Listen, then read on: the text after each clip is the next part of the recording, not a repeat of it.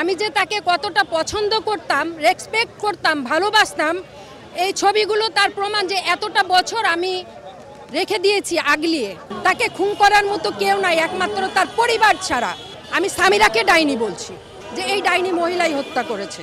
আমাদের প্রিয় হিরো নায়ক সালমান শাহ, আমি যখন স্কুলে পড়ি তখন থেকে আমি তার ভক্ত, এবং আমার এই ভিউ কার্ডগুলো স্কুল জীবনের ভিউ কার্ড।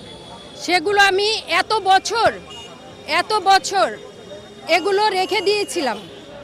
আজকে একটু দেখানোর সুযোগ হয়েছে। মোনালিসা হেভি ফ্লো 15 পিস প্যাকেটের সাথে 8 পিসের একটি প্যাকেট একদম ফ্রি। আমি যে তাকে কতটা পছন্দ করতাম, রেসপেক্ট করতাম, ভালোবাসতাম, এই ছবিগুলো তার প্রমাণ যে এতটা বছর আমি রেখে দিয়েছি আগলিয়ে। এবং আজকে এই প্রতিবাদ জানাতে এসেছি। আমাদের প্রিয় সালমান শাহ কি অপরাধ কি করেছিল, কেন তাকে দুনিয়া থেকে সরানো হলো?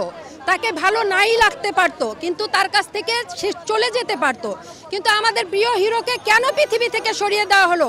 এর বিচার চাই আমরা, এবং অপরাধীদের ফাঁসির দাবিতে এখানে আমরা আসছি।